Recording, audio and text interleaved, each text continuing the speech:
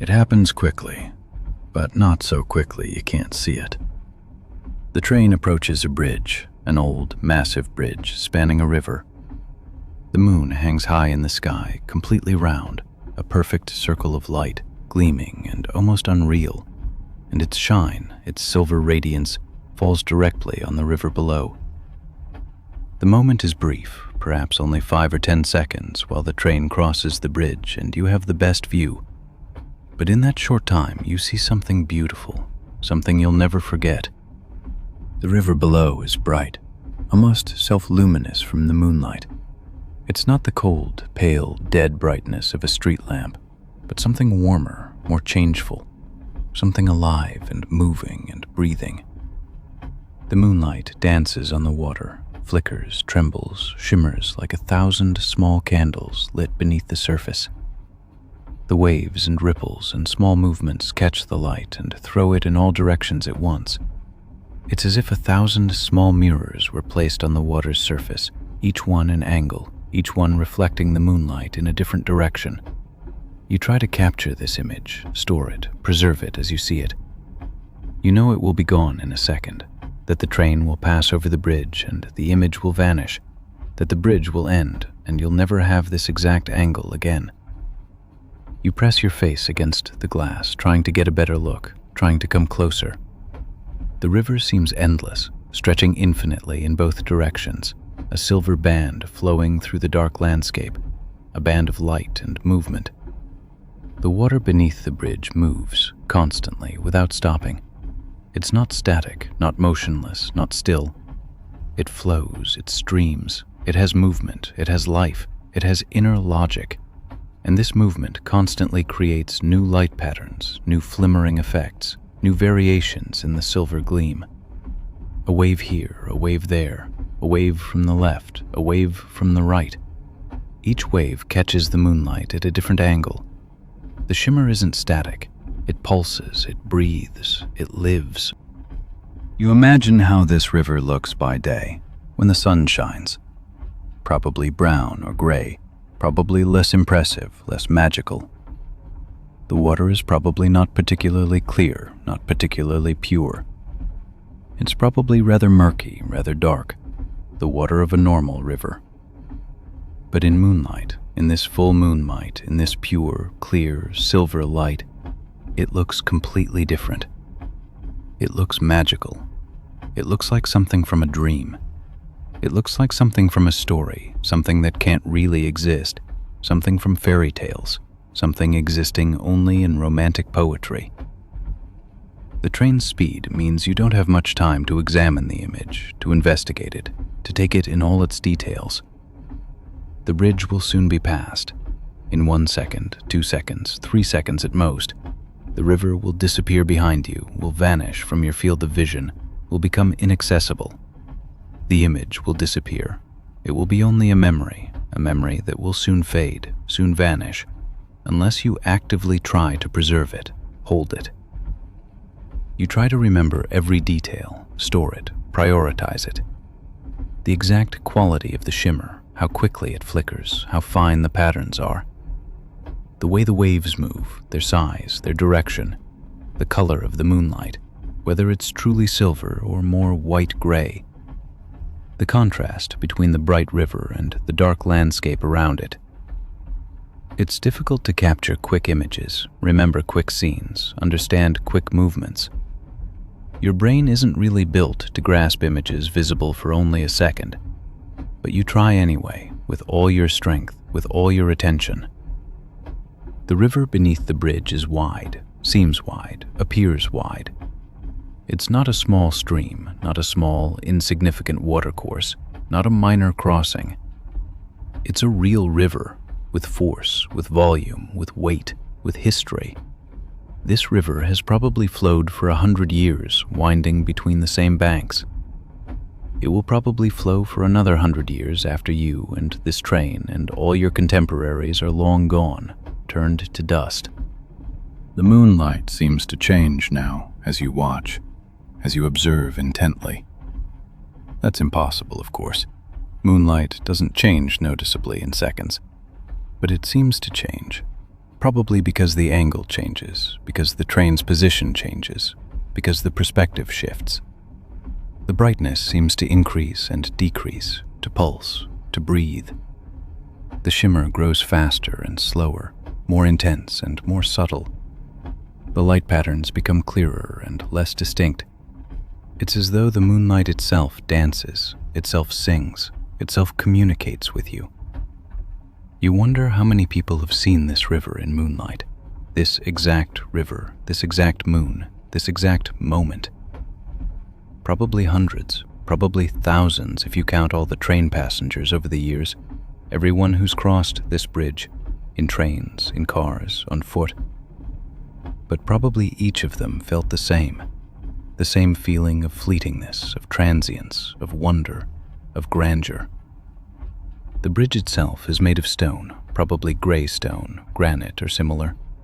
Old, probably, perhaps 100 years old or more, perhaps older still. It was built to span this river, to bring people and trains across, to connect two banks. It was already old, already used, already crossed by many generations before this exact river configuration existed. It will probably endure long after you, long after this train is scrapped, long after the technology you're proud of is forgotten and obsolete. You remember other rivers, other bridges, other moments. There's a river from your childhood, a river with a name you've almost forgotten. It was near the village where you grew up. You crossed that river's bridge many times, on foot, on your bicycle, with other children, and always you were afraid you'd fall in. That was pure fear, pure panic, pure childhood terror. You had nightmares about falling into the river. But now, as an adult, you see this river, see every river differently. You see the beauty in it, you see the force in it, you see the history in it, you see yourself in it. The river is almost past now. The bridge will end soon. In 1 second, 2 seconds, 3 seconds, the train won't be on the bridge anymore, will be on solid land again. The image will vanish. The moonlight on the water won't be visible anymore. The silver band will disappear from your field of vision, will become unreachable. You try to make your brain slow down the image, stretch it, extend it. You try to freeze the image in your mind, hold it, preserve it, so it won't slip away, so it won't be lost. That doesn't work, of course. The image disappears whether you want it to or not. Time doesn't behave differently just because you wish it would. The last glimpse of the river is now. The bridge ends. The train is past the bridge, running on solid land again. The river is behind you. The moonlight on the water is gone. The image exists now only in your memory, in your recollection, in your inner image gallery, in the temple of your brain where all your precious moments are stored. But the image hasn't faded, not entirely. It's still alive, still bright, still there. The shimmer is still there, still in your eyes, still in your brain, still in your nervous system. You can still see it when you close your eyes. The moonlight on the water, the shimmer, the glitter, the movement. It's truly there, still, even though the river is long behind you, even though the bridge is long past. The night continues. The train rolls on. Time passes. But the image stays with you, remains in your memory, remains with you. It will never completely disappear, this image, this wonderful, mystical, silver picture of the moon and the river. It will settle in your brain, lodge itself in your deepest memories, will become part of you. You think of other people, other passengers on other trains, other people on other bridges who've seen this same river in moonlight, or similar rivers, similar moments. Are they also hypnotized by this image? Are they also trying to hold it, preserve it? Or do they simply see it and move on without much fuss, without honoring it? Moonlight still pours through your carriage window. It's not as bright as on the river, but it's there. It casts thin shadows in your car. It draws thin lines on the floor, on the table, on your hands. It's beautiful, even this subtler version of moonlight, even this dimmed version of the gleam. Your body grows heavy. Watching the river has exhausted your energy, spent your attention. Concentrating on that quick, fleeting image has used up your focus, exhausted your consciousness. Your eyelids grow heavy, grow tired, grow pressing. The moonlight grows softer, grows dimmer, grows more diffuse. The lands beyond the train window grow darker, grow less distinct, become silhouettes. The image of the river, the image of moonlight on water, withdraws, moves away, sinks deeper, back into the past, into your subconscious, into the layers of your memory.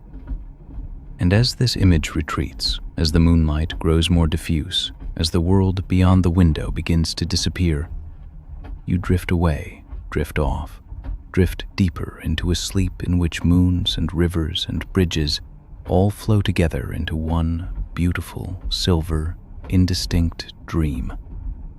A dream as real and true as life itself. At the station in Graz, I hear it suddenly. The delicate plinking of a piano from somewhere, from the far side of the platform perhaps, or from one of the waiting rooms, or the dingy restaurants that reek of beer and wood smoke. I'm sitting in the train, my door still open, the evening sun slanting through, catching the brass fixtures next to me, nearly blinding, turning the velvet upholstery violet and gold. That one note, struck again and again, an F perhaps, or a B, throws me straight back, nearly 100 years ago, or 99. Time blurs with age into something fluid, uncontrollable, boundless. But the feeling is sharp as yesterday, as though time hadn't passed at all, as though the whole world had frozen in a single moment. The smell of brake fluid mixes with something sweet, peat perhaps, or cold coffee, and I close my eyes against the glare.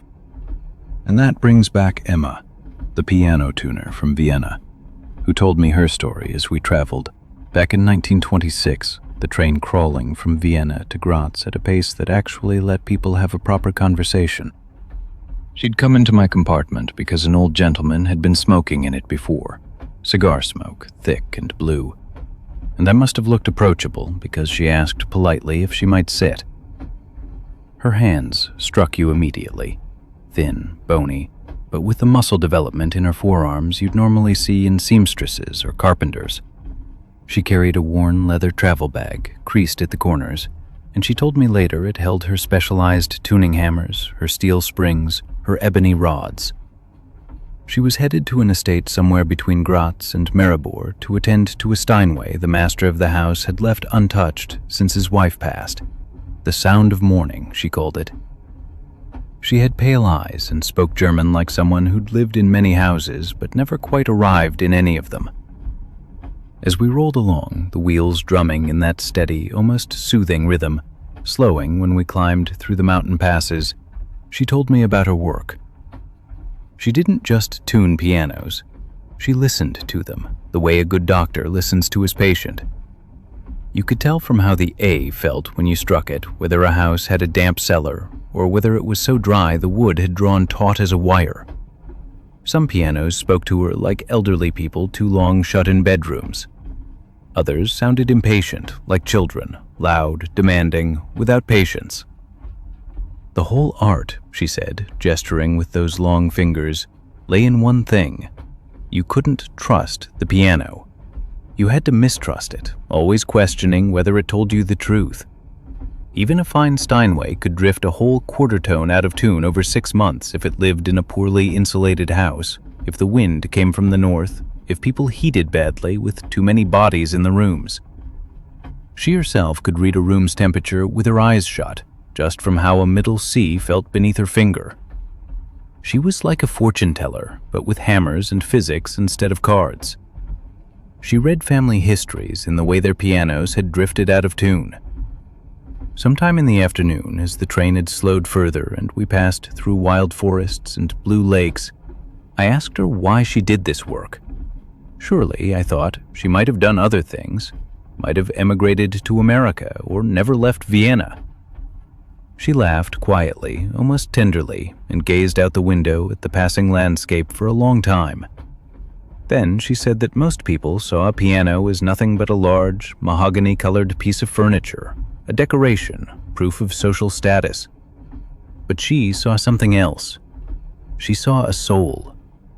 Every piano had a story, a real story, not the story its owner told itself. That Steinway she was going to meet had been bought in 1903, she said, by an Austrian noble family that had long since come apart like torn cloth, like something that couldn't be sewn back together. The piano was older than all the children who'd learned on it, older than their marriages, older than the revolution, older than the hope for better times. It would play long after they were all dead and forgotten, after their names had vanished from the family records. That was the eternity Emma sought, not in heaven or in books, but in the piano itself, in that machine of wood and steel that outlives its owners. She opened her bag carefully, like someone showing off their own child, and showed me one of her tuning hammers, dark red wooden handle, so smooth you could tell thousands upon thousands of hands had held it. The wood was warm as skin. She told me it was older than herself, inherited from her teacher, who'd received it from his teacher, and so on back. There was a line of people, she said with reverence in her voice, a family of piano tuners who'd passed this hammer down like a blessing, like a family heirloom, like a holy grail made of wood and steel. She was one link in that chain, stretching back across decades. Her task was to use it, respect it, and pass it on the way she'd received it, intact, alive, warm from hands greater than her own. As evening came and the train slowed further, the first twinkling lights of Graz appearing like stars descending to earth, she told me a story about the owner of the Steinway, a composer who couldn't publish his music because he was too shy, too uncertain in a world that had no place for him. He'd played only for his family, and only Emma, she said quietly. Only Emma truly knew how his music should sound, because she knew every fault in the piano and had coaxed them out like splinters from flesh. She'd heard his music from the inside out. She'd understood what he meant, better perhaps than he himself. When we pulled into Graz, the city lights blazing, the platforms crowded, Emma squeezed my hand briefly. She said that most people move through the world hearing only surfaces, like children who don't understand that something deeper lives beneath every note. But there's another tone, she said, one that lies beneath everything, beneath the station noise, beneath the hiss of the brakes, beneath your heartbeat and breath. If you listen long enough, truly listen, you can find it. That was her work. That was all she needed. I never saw her again. Perhaps she lived on somewhere in Vienna, in a small room overlooking the Danube. Perhaps she's long dead, while the world went mad and people forgot their own souls. But I'm absolutely certain there are still pianos today that have been tuned by her skilled hands, hundreds, perhaps thousands, and people play on them never knowing that a woman with fingers of steel and tender eyes made sure every single note was pure, that every tone had the right voice. The piano at Graz station falls silent. The sun sinks deeper, turns orange, then red, and the train begins to move again, as it always does. My eyes have grown heavy. I lean my head against the glass, and Emma is gone again, back to that time, back to the silence between the notes where she sits and listens still. The train rolled on gently, and outside, the world had grown quite dark, just a few lights in the distance, solitary windows where others too were settling into sleep. I thought about all the people in the world at that moment, each in their bed, their compartment, their room, and how we were all part of one great, quiet movement, a movement towards sleep. The rhythm of wheels on the rails, clack, clack, clack, clack, clack, clack, was like the breathing of some large, friendly creature carrying us all together through the dark, through time itself. The fabric on the seat across from me is old, worn, a dark weave in a pattern that holds me immediately, like a magnet. Small squares nested within each other, geometric, yet not cold. There's something warm in it, something soft, despite the precision and severity. The slanting light of the setting sun catches the cloth, and the tiny shadows between the threads suddenly become three-dimensional, alive, as though they had depth and breath. Someone designed this fabric with great intention. Every fiber, every color, every line placed deliberately. Nothing is accidental. It never is. The rumble of the wheels beneath me grows, becomes a rhythmic heartbeat of the machine, and I close my eyes against the fleeting light. And that brings back Margareta, the textile designer from the Bauhaus, whom I met in 1933 on a train from Dessau to Weimar, on a day when the future was uncertain, but art was still safe. She sat directly across from me, and the first thing I noticed wasn't her face, but her handbag, made from a fabric she'd clearly designed and woven herself. Small diamonds, sharp white and dark blue, lines that didn't run parallel but intersected in a mathematical pattern, elegant and inevitable. She was young, perhaps early 30s, with dark hair cut in a clean, modern style, very Bauhaus, very contemporary. In her lap lay a large notebook, the size of a drawing pad, bound in pale pink linen, dyed so evenly you knew at once it had been dyed by hand, probably several times. Nothing about her was casual, nothing was unthinking. The train was crowded with afternoon traffic, a fast connection, and most passengers either stared out the windows at the passing landscape or buried themselves in newspapers. But Margareta sketched constantly. She drew with quick, sure, unhesitating strokes, a pattern that moved like a wave, but also like something mechanical, something from a factory, from a machine. Later, when we talked, she told me she was trying to show the movement of a loom in 2 dimensions, trying to write down the music of weaving, its rhythm and pulse. I asked carefully about her work, unsure if she'd speak to strangers, but she looked up from her notebook and her eyes lit up at once with an inner flame, and I knew immediately that she loved to talk about it, that she needed to. She'd been at the Bauhaus, she said, here in Dessau, that place that was like a miracle on earth. She'd been there since 1925, right after leaving art school, quiet and impatient and hungry for knowledge. She'd been an assistant to Annie Albers, one of the great masters, one of the few women who truly understood what textiles could mean. She opened her notebook slowly and showed me pages full of designs, sketches, variations, each different, yet all shared something essential, a purity, a clear intention, an almost spiritual quality. She told me about experiments with new synthetic materials, colors just developed in German laboratories. She spoke of fabrics and carpets as if they were living organisms with souls and feelings.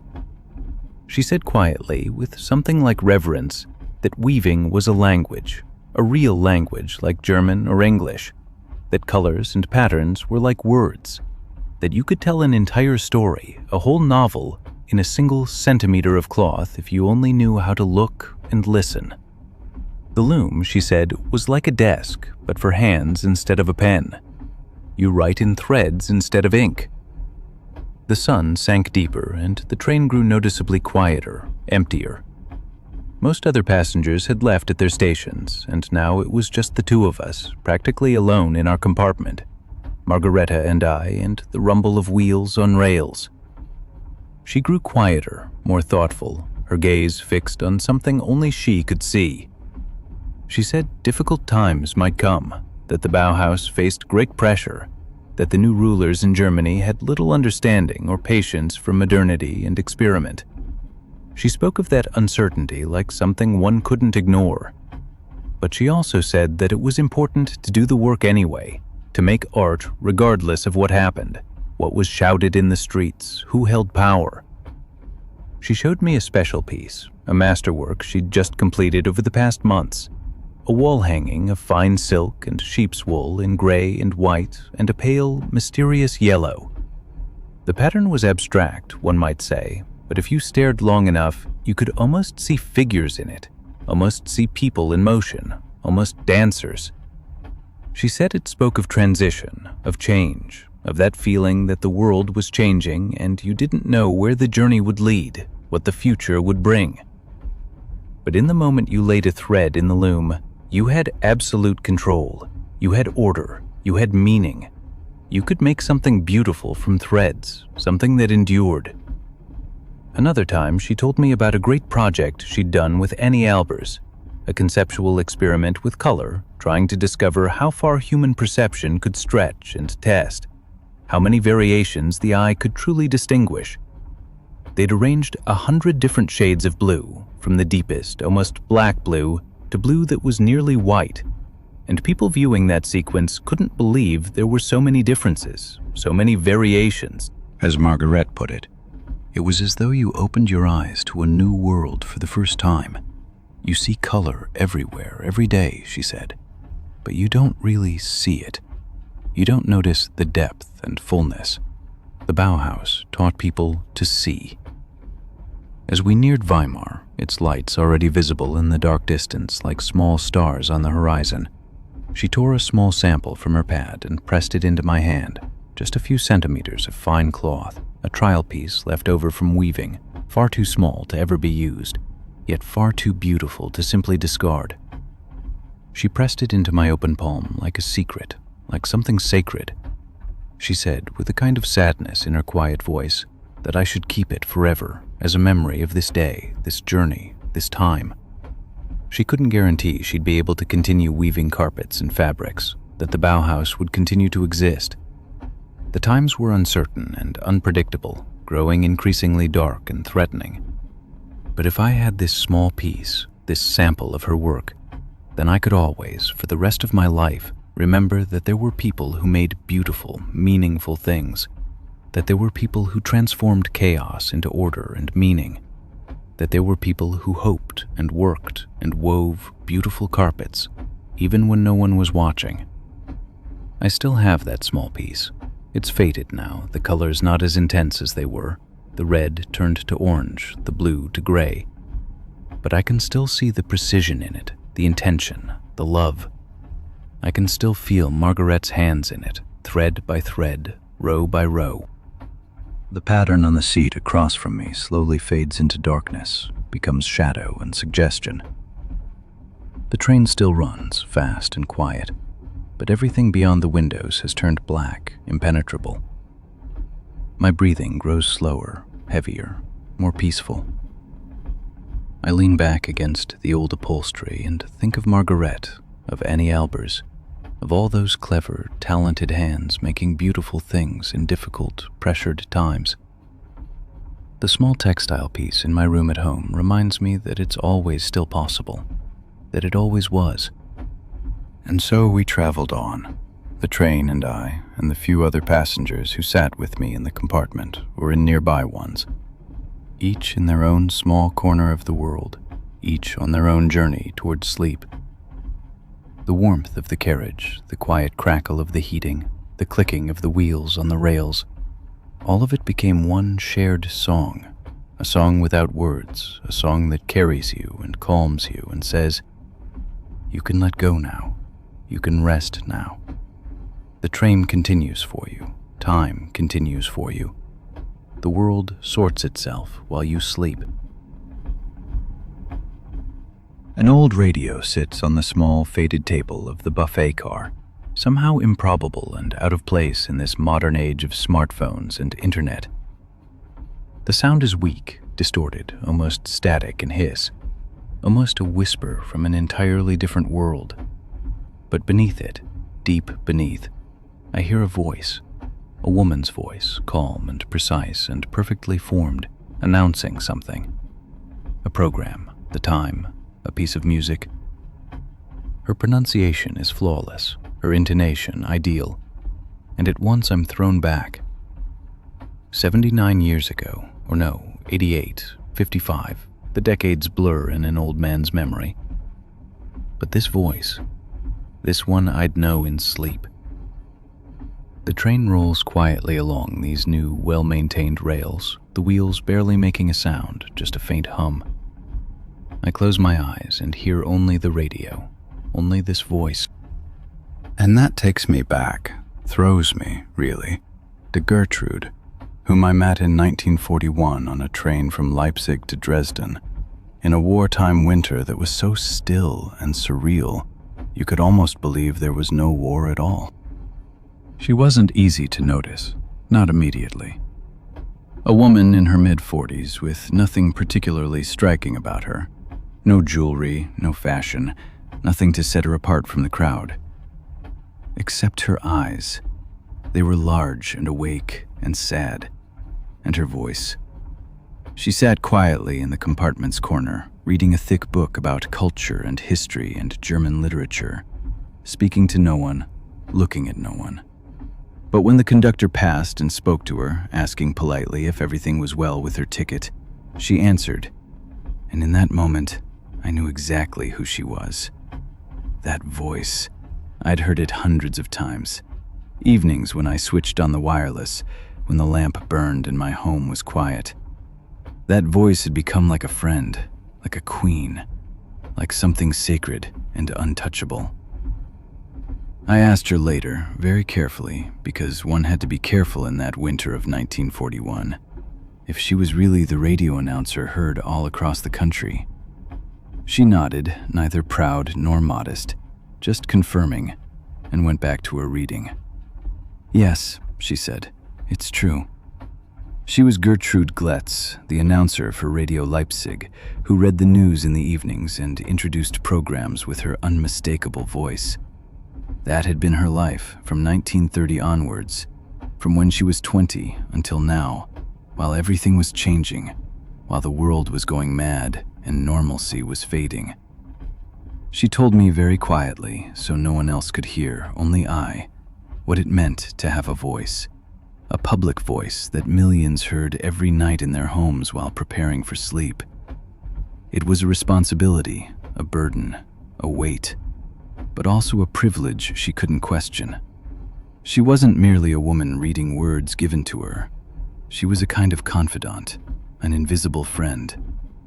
The people in their homes, alone or with families, they listened to her voice night after night. They trusted her. They perhaps wondered who she was, where she lived, whether she was married, whether she had children. But mostly they listened, and her voice was the anchor point of their evenings. When the war began, she said, she continued on the air, but the words she read were not her words, not her thoughts, not her truth. She read the words of other people, of offices, of institutions.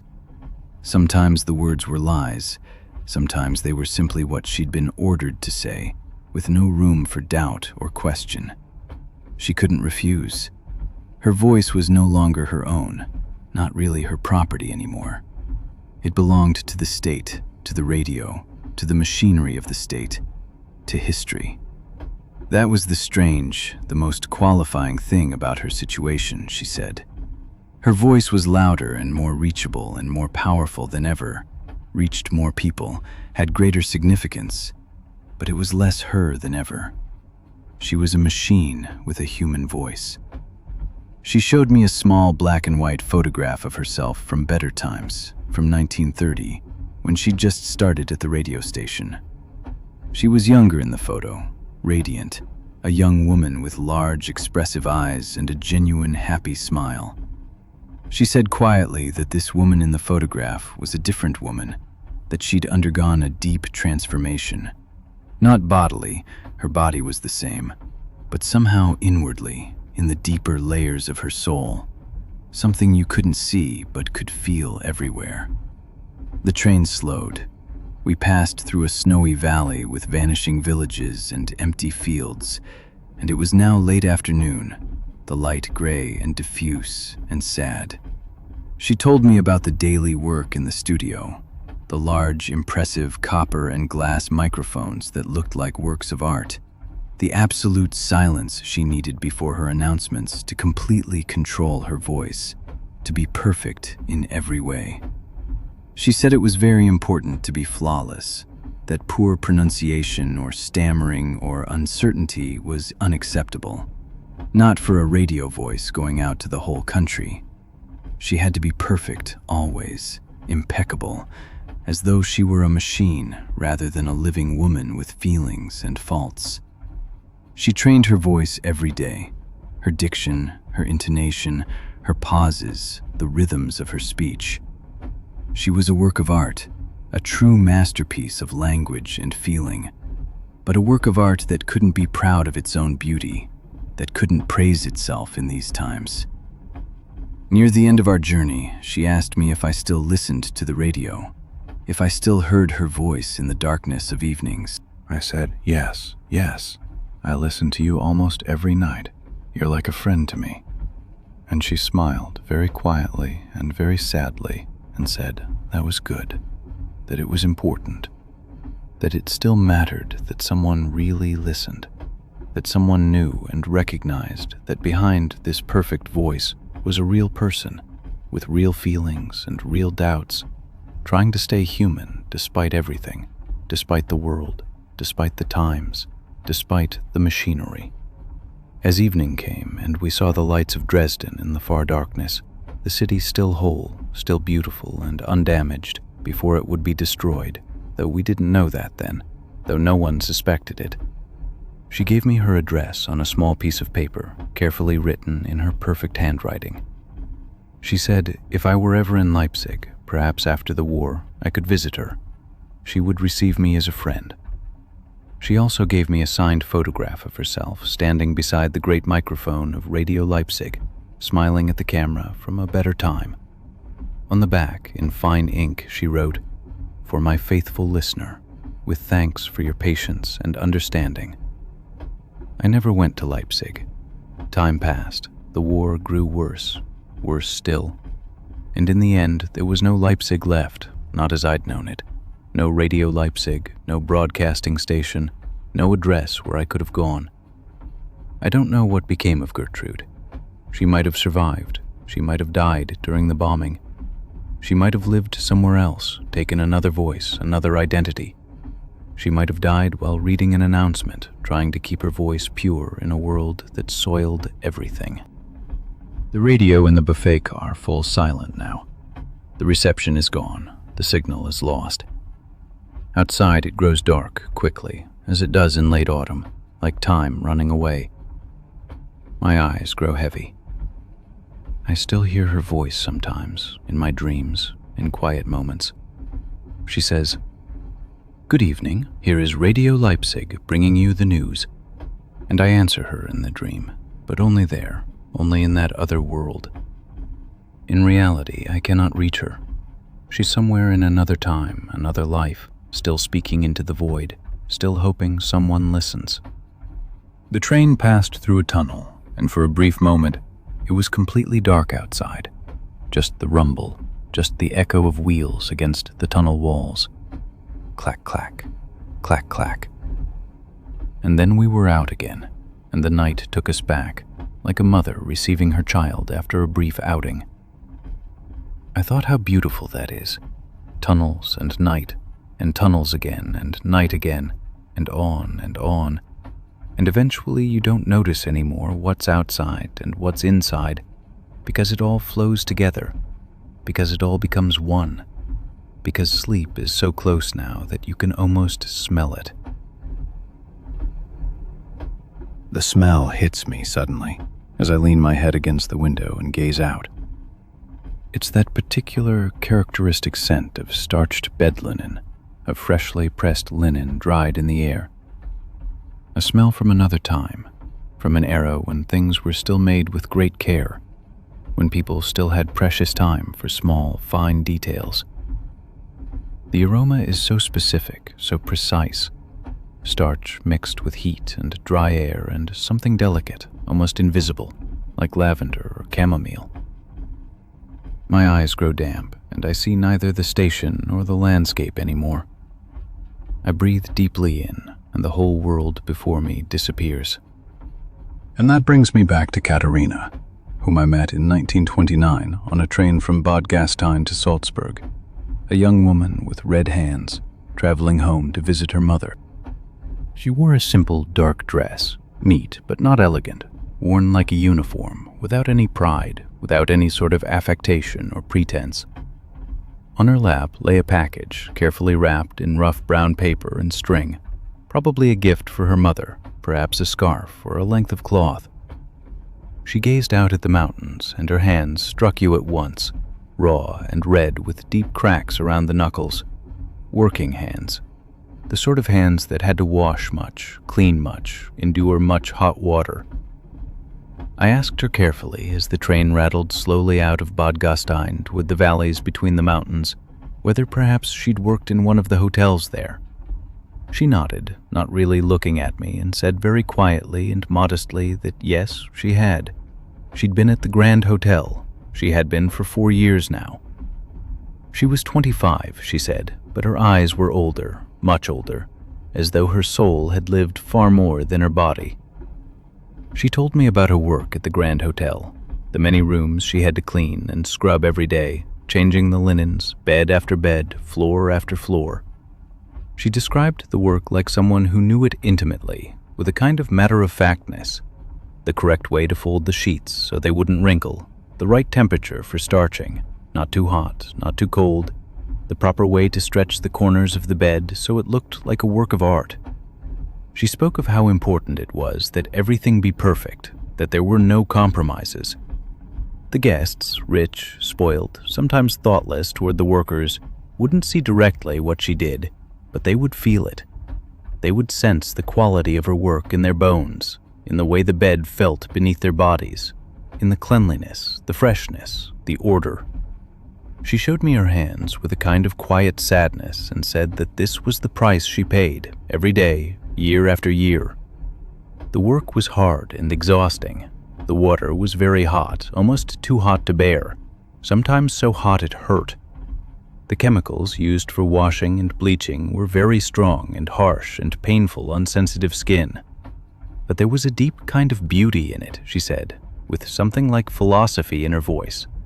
A kind of satisfaction and deep meaning when a room was finished, completely finished, when everything was gleaming and immaculate, when all was clean and orderly and perfect, as though it had just come from the shop. It was like painting, she said, or like sculpture, creating and forming something beautiful and lasting with one's own hands, with hard work and quiet love, even if no one but the passing guests would ever see it completely, even if no one but these strangers knew her name or cared about her as a person. She told me about the various guests she'd seen and served at the Grand Hotel. Elegant aristocrats from Vienna with their complicated and demanding wants, harried businessmen from Berlin, always rushed and nervous, a famous opera singer who stayed 2 long weeks and ate only light, special things to protect her precious voice, wanting no normal, heavy food. Katerina observed them all with the quiet attention of a priest, learning from them, understanding their habits, their preferences, their secrets. She came to know each guest by their habits and desires, how many pillows they preferred, what temperature for the water, whether they wanted flowers in the vase, whether they preferred tea or coffee in the mornings, whether they woke early or slept late. She became their invisible friend, always there, present, to care for them and support them. She looked after them without their ever needing to be fully conscious of it, without them ever truly seeing her as a real person with a real name and real life. It was, she said, as though she were a kind of ghost, a good fairy from a tale who appeared during the night while they slept to fix everything, order everything, clean and make everything perfect. She took all the risk upon herself, putting her whole life into this work, her hope, her love, her deep and quiet care for strangers she would never truly meet, who would never thank her. She told me about her mother with deep love and care in her voice, whom she was visiting that weekend. Her mother was ill, she said. The air and mineral baths at Bad Gastein had helped, but the doctors said she should go to Salzburg, to a better and more renowned doctor who could treat her properly, to better medical care. Katerina had saved every shilling she could save, every penny, to support her mother, to help her. She sent money home. She visited whenever she could have a free day. She was the daughter who cared, who gave support, who made sacrifice. As evening came and the train approached Salzburg, that beautiful old city with its old churches and blue river and distant cupolas, Katerina gave me something, a small, fine scrap of fine Irish linen, white and clean and carefully folded. She said quietly that this was a fine handkerchief that she'd made, or at least prepared with her own hands at the Grand Hotel, that she'd starched and pressed with great care. They had seamstresses at the hotel who did small things, monograms, embroidery, initials. This one she'd embroidered for her mother, with her mother's initials in beautiful letters. But now she was giving it to me. She said with solemn earnestness that I should keep it, that I should always and forever be reminded that there were people who worked quietly and served, without great fame, without public recognition in the world, but with deep love and profound devotion. There were people who changed and shaped the world with their hands, piece by piece, room by room, sheet by sheet, day by day, without sparing effort, without ever complaining. She left the train in Salzburg with her package and a new handkerchief, one I gave her in gratitude and respect, and sadly I never saw her again. But I still have the original handkerchief, white and clean and perfect as it was then, with her own hands-embroidered initials of her mother. And every time I hold it in my hands and smell it, I smell the starched bed linen from the Grand Hotel and Katerina's quiet, deep love. The smell of starched bed linen fades now, slowly, disappears into the warmth and modern air of the train. My eyes are heavy as lead. My heart is quiet and filled with a quiet gratitude. I'm grateful for such rare encounters, such tender and profound memories from another time that never returns. Katerina was not a famous woman. No book was written about her, no biography, no film, no public recognition. But her hands shaped and formed the world, every single day, room by room, sheet by sheet, with quiet, unwavering love. My eyes grew so heavy, as though someone had gently laid a warm hand on the lids and said, "Now it's good. Now it's enough for today." And I heard the train, clack, clack, clack, clack. And I heard the quiet breathing of another passenger already asleep. And I heard the distant hiss of wind at the window panes. And all these sounds were like a gentle blanket laid over me, layer after layer, warmth after warmth, until I felt nothing but the quiet gliding of the train through the night. The smell rounds the corner and hits me as the train pulls into the station. It's that characteristic, spicy, almost sharp scent of carnations. Not freshly picked from the field, not sweet like roses or magnolias, but sharp and complicated and nearly bitter on the tongue. Carnations. Someone in the compartment next to me, or perhaps right here, has carnations, fresh ones in a vase or a bouquet. The light outside is golden. It's afternoon, late summer, and this intense fragrance opens a door to someone I've never really forgotten. I close my eyes, and all the years fall away like leaves. And that brings me back to Anna, whom I met in 1935 on a train from Munich to Starnberg, or rather at the station in Munich before the train even departed. She was a flower seller who worked at Munich station every day, the same every day, in a small wooden and glass stall beside the main entrance. She was tall and powerfully built, solid as a tree, with a red, deep, weather-beaten face from years of sun and the elements and hard work, and her hands were stained with dark garden soil and flower oils and thorns and decades of labor. She wasn't young and wasn't old, perhaps early 50s, but her eyes were surprisingly bright and alive, full of interest and love for the world and people. She knew the names of all the flowers in 5 different languages. She knew exactly which flowers would go together, which arrangements were truly beautiful, which meanings and feelings each flower carried in its own language. I was on my way to a funeral, my first in many years, and I needed a proper bouquet. I didn't know the rules, which flowers were fitting or respectful, how one showed that one grieved in an appropriate way. Anna saw this at once. She saw it in my confusion, my discomfort, my loss. and she took my arm and showed me the options, the different possibilities. She gave me a beautiful and meaningful bouquet of deep red, intense carnations and pure white roses, and something delicate, fine, green, and fern-like. She told me that the carnation stood for deep and true love, but also for the complexity of life, for its difficulty and pain. They weren't simply sweet like other flowers. They were honest and heartfelt. As I paid for the flowers, I asked her why she did this work, why she stood at the station every single day selling flowers. She laughed, a full and genuine laugh that came from deep within, and said that was a foolish question, but also a good, important one. She said that people came to the station with their hearts full of feeling, joy, sorrow, love, goodbye, hope, fear. They needed flowers, she said, to give shape and form to these great emotions, to show and express what they couldn't say in simple words. She carried these feelings with her, she said, in every bouquet she arranged, in every act of creation. She told me about her life and her story while cutting and binding the carnations with practiced, routine hands. She'd been married for many years, a whole life, but her husband had died of illness and she'd been alone since. She had a son, an only child, who'd gone to Berlin to find better work, to improve himself. She didn't see him often, perhaps once a year at Christmas, sometimes not even then. But every day when she came to work, she saw people, observed their love, witnessed their private pains and joys.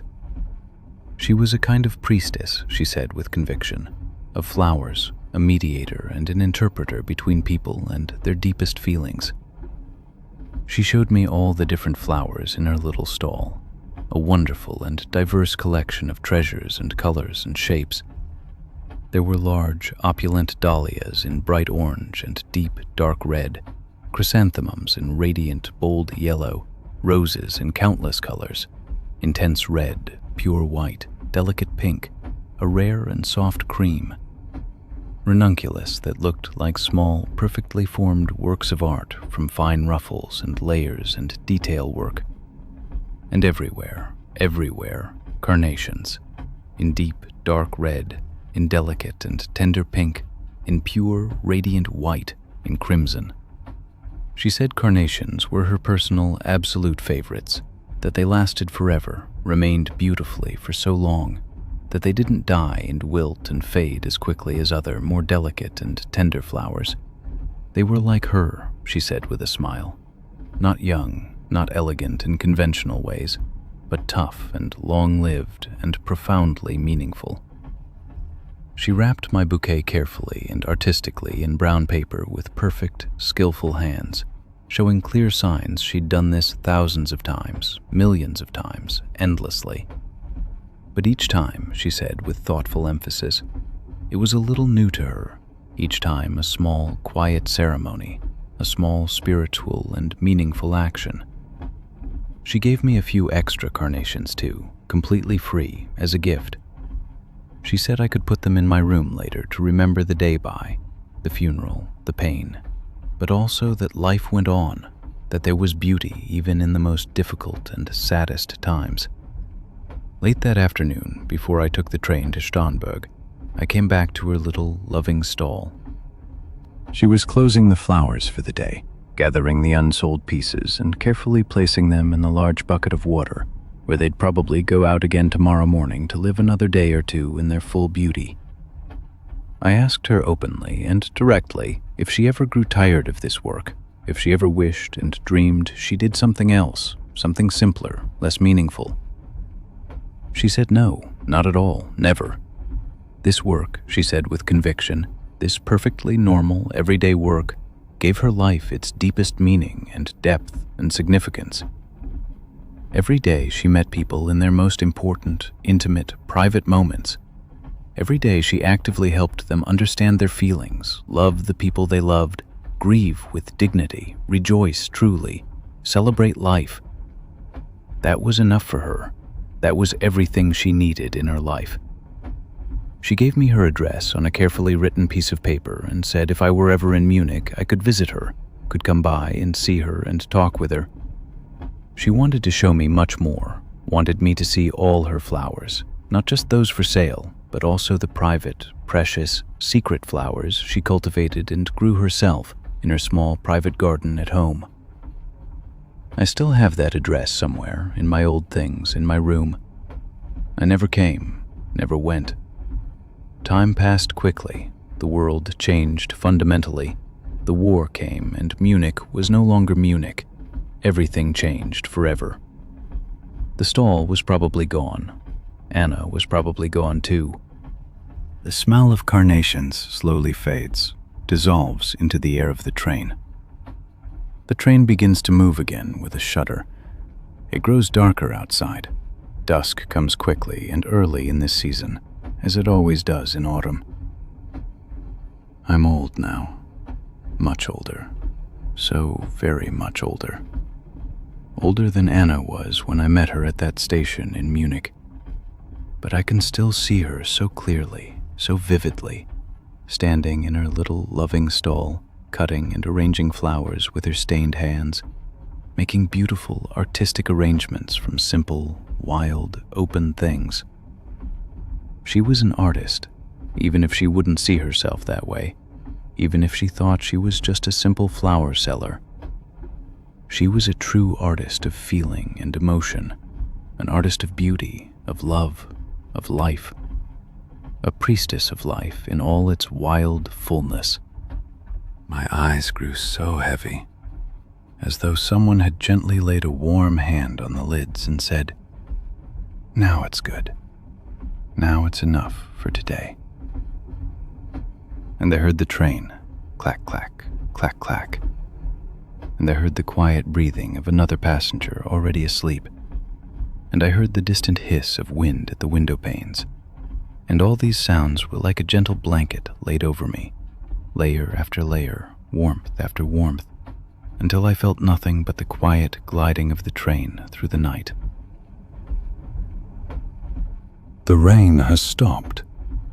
Sometime in the night, I don't know when, it drummed quieter and quieter on the roof, until it was only a whisper, and then a breath, and then nothing.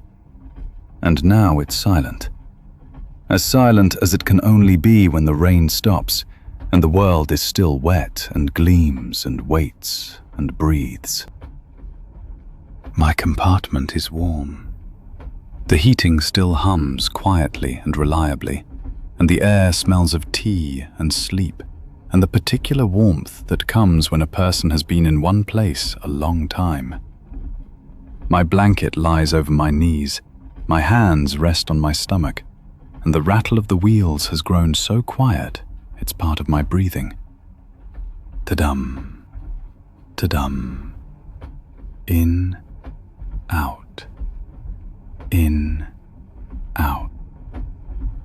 I think of them all, of the 8 people who've kept me company tonight, who sit in my memory like guests at a long table, each with their story, their light, their wisdom, and their voices mix with the rattle and the hum and the silence to make a kind of music only I can hear.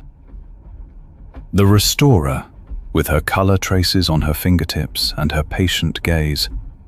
"Beneath every painting lies another," she said, and I think of the layers I've removed this night, layer by layer, until something appeared beneath that was always there, something luminous, something still, something that looks at me and says, "Here I am.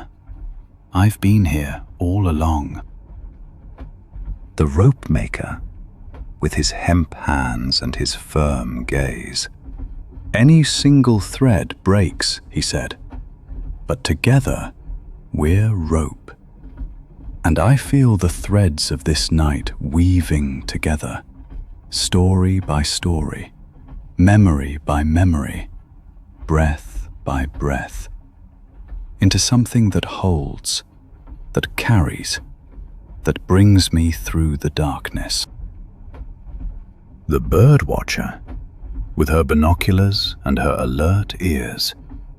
"Whoever listens hears everything," she said. "And I hear now, in this silence after the rain, so much. The hum of the heating, the creak of the train, my own heartbeat. And behind that, very faint, something that sounds like birdsong, or like the memory of it, the first note of the morning that's still to come. The well-master, with his glacier eyes and his lime dust beneath his nails. Water always finds its way, he said, and I feel something in me coming to rest, like water that has long searched and finally reached the lowest point, still and clear, and there, simply there. The bookseller, with her ink stains and her scent of old paper. Every book waits for the right reader, she said, and perhaps this night was waiting for me. Perhaps it was a book that stood on a shelf for a long time, patient and still, and that I opened today. And now I'm on the last page, and don't want it to end, and must let it nonetheless. The organ builder, with his tuning pipe and his long fingers. Every pipe has its voice, he said, and on this night all the voices sounded together, the high and the deep, the loud and the quiet, and together they made something I can't name, something that fills the space, something that gets under your skin, something that stays. The Alpine dairywoman, with her blue eyes and her warm hands. The mountains give what you need, she said, not what you want, what you need. And this night has given me what I needed. Silence, warmth, stories, and the certainty that less is enough, that this compartment is enough, that this moment is enough. And the lantern mender, the last, the quietest, the smallest, with his fine hands and his 234 lanterns, even the smallest thing deserves care, he said. And I think of this night, which wasn't a great night, wasn't important, wasn't something anyone will write about, just a night on a train, a small night, a quiet night, but one that was lived with care, thought by thought, memory by memory, breath by breath. Outside, I sense it more than I see it. The sky is growing lighter, very slowly, very gently. The deep black of night becomes a dark grey, then a lighter grey. And on the horizon, where the mist is thinning, a stripe appears that isn't light and isn't darkness, but something between. A promise, a beginning. But not yet. The night is still mine. The train is still moving. The wheels still rattle. Ta-dum, ta-dum, growing quieter and quieter. And the memories rest within me, like color beneath varnish, like threads in a rope, like water in the earth, like a book that's been read, like a tone that resonates, like cheese that ripens, like glass that shines. It's all there. It's all well. It's all enough. And morning can wait. It can wait, because I am not finished with this night. Not yet. Not quite. Imagine the train pulling into one of those small country stations you barely know exists. It's summer, not quite dark yet. Rather that blue hour when the world is neither quite day nor yet night. And you're sitting here, alone in the carriage, the window thrown wide open, the last light of the day falling in slanted stripes through the glass. Then you hear them. At first, only softly, almost imperceptibly, the way you hear a melody from far off and only realize after several minutes it was there. The crickets.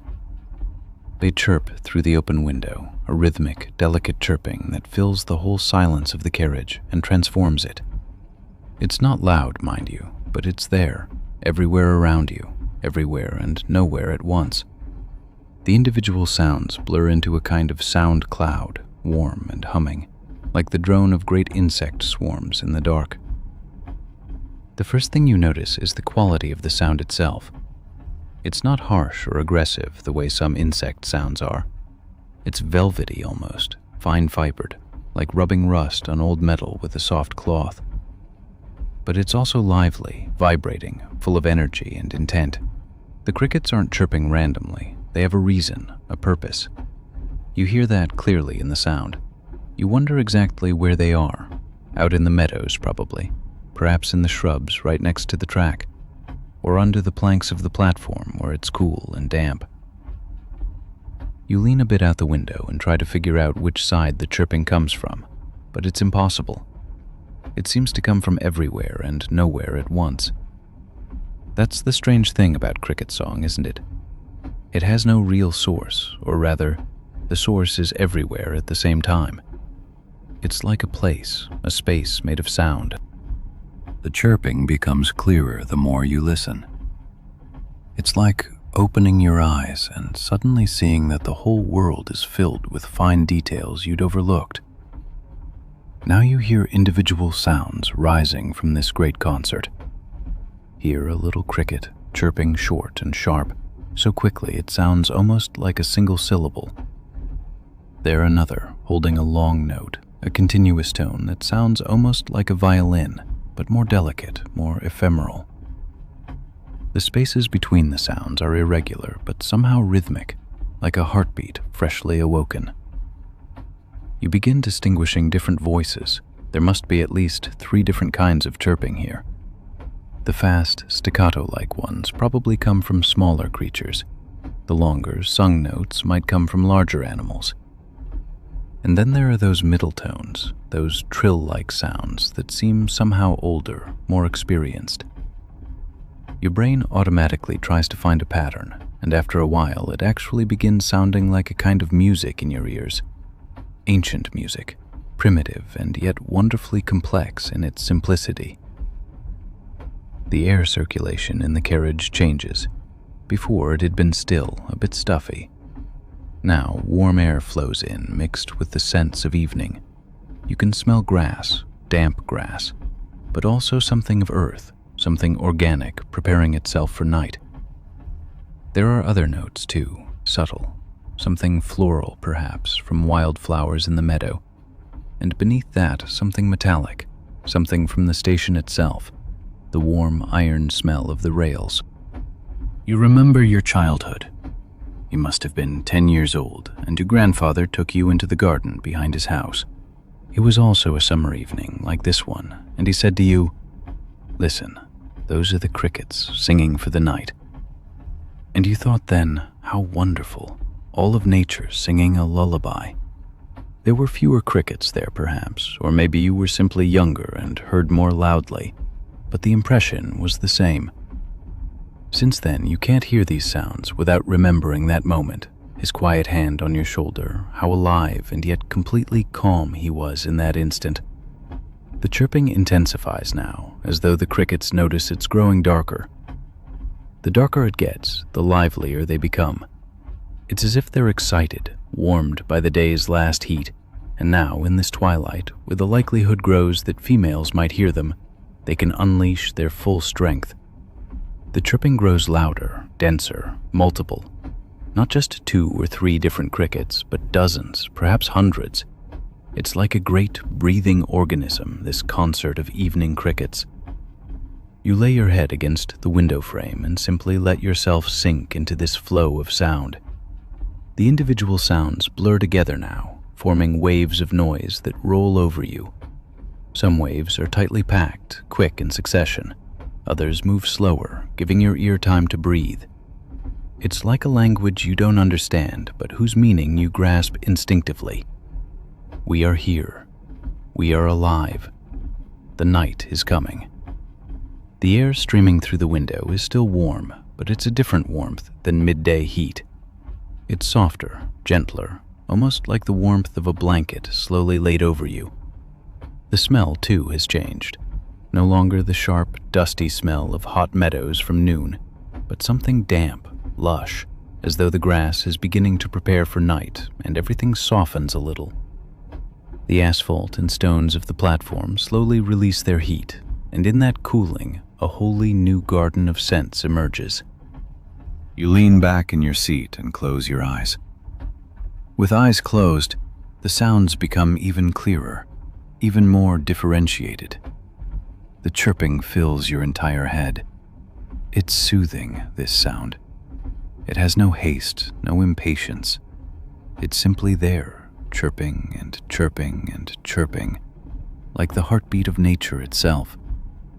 It has nothing to do with you, it pays you no mind, and that's precisely what makes it wonderfully relaxing. The carriage around you is now only a faint presence. You feel the worn leather of the seat beneath your thighs, see through closed eyelids the diffuse yellow of a few lights already switched on. But your focus lies elsewhere. It lies on this stream of sound flowing through the window. You wonder what the crickets out there can see while they chirp, while they shape their night with their sounds. They probably see the same sky you'd see if you opened your eyes, a sky growing deeper blue, where the first stars are already visible, small points of light and flame, so far away that the light you see from them tonight left them years ago. The crickets see the trees slowly losing their outlines in the evening light. They probably see other insects, the last mosquitoes, the last flies still active in this soft light. The chirping of the crickets and the stars, they belong together somehow. They're both part of this great, quiet night now falling over the landscape. The crickets below on the earth, the stars above in infinity, and you here in the carriage between them, listening, watching, simply present. The train will soon move on, you know that. The conductor will come, possibly close the doors, and the engine will start again. The chirping will then grow quieter, mixed with the noise of running wheels, the engine, all the mechanical sounds a train brings with it. But in this moment, right now, there's only the chirping, pure, undiluted, natural. It has an authenticity human music sometimes lacks. It's not invented, not made for effect. It's simply there because it must be. The individual chirps blur together again into a continuous melody, and your head grows heavier. The day's heat has fled your muscles. The chirping becomes a lullaby, as your grandfather said, for the night, for the creatures outside, and also for you, sitting here and listening, sinking deeper and deeper into this warm, chirping sound foam. The chirping continues on and on, quiet, constant, like nature's own breathing, and your eyelids grow heavy, heavier, until they finally close and you drift into a sleep as light as these insect voices, as natural as this summer evening. There are these moments when nature catches you off guard. You're sitting in the train, it's still warm, perhaps even fairly light, and then you notice the sky has changed. It's turned dark gray, built from clouds that look as though they might burst. And it's stayed warm. That's the strange thing about summer storms, isn't it? The temperature doesn't drop, it stays high, sometimes even grows damper, more oppressive, as though the air itself is gaining weight, and then you hear it. The first sound is still quiet, almost hesitant, like someone knocking uncertainly. Single drops hitting the roof of the carriage. Patter, patter, patter. Short spaces between the strikes, but not so short you couldn't distinguish them individually. Your brain registers at once. That's rain. But it's not the real rain yet, not the proper rain. It's merely the herald, the gentle announcer of what's coming. The drops come faster now. The patter becomes a more continuous sound, quicker, denser, steadier. And the heat that lay in the air before, like a weight on your shoulders, is now penetrated by this rain. The rain is not cold. That's the special thing here, truly surprising. It's warm, almost body warm, as though someone's pouring very warm water over you. The carriage itself has stored the day's heat, hour after hour, and now the warm water drops strike this warm surface, creating a completely different sound than cool rain would. The drumming grows louder, more continuous, more commanding. Your brain begins breaking the sound into its components, though it's getting harder. There are various layers in the soundscape. The quicker, brighter sounds come from the thinner parts of the roof, where the metal has less mass and vibrates faster. There are darker, deeper sounds from the thicker parts, perhaps near the roof's edge or from the supports that hold it up. And then there's this chorus, this continuous background tone running through everything, connecting it all. It's like a symphony, but one made of pure water and metal, natural force and human craft. The rain intensifies further, becomes fiercer, relentless. What could once have been counted individually merges completely now into a flow of sound. It's no longer a patter, it's more a roar, a continuous, commanding roar filling the whole carriage like water overflowing a lake. You can barely hear your own thoughts beneath this sound. It's overwhelming, but in a strangely soothing way, as though this external noise simply sweeps away your inner thinking, erases it, redeems it. The heat has somehow changed now.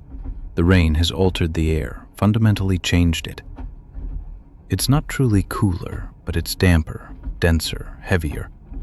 It's like sitting in warm fog, except this fog is active, moving, enveloping you like a cloak. The windows begin fogging. Your view outside grows diffuse, blurred. The landscape, once clearly distinguishable, becomes patches of green and gray, blurred impressions. You can see the movement, but not the details. It's like looking through a watercolor painted window. The carriage grows darker, noticeably darker. The sky is now so dark, so threateningly dark gray, that the few lights you've switched on, or that were already burning, become clearer, more intense. It's not complete darkness yet, but it's close. It's a strange, forced dusk, not the natural, gentle twilight of evening, but the abrupt, forced dimness of storm and thunder. The drumming of rain is now so loud that the outside world seems to dissolve completely into this sound, as though outer reality were dissolving into this one, overwhelming tone. There are no other sounds anymore, no voices of other passengers, no rattle of wheels, nothing. There's only the rain song. Rain has taken over everything, reduced the whole cosmos to this one sound, this one constant stream of movement and noise and water. You lean back in your seat and let yourself sink into this sound. Let it carry you like a wave. With eyes closed, it's even more intense, even more immediate.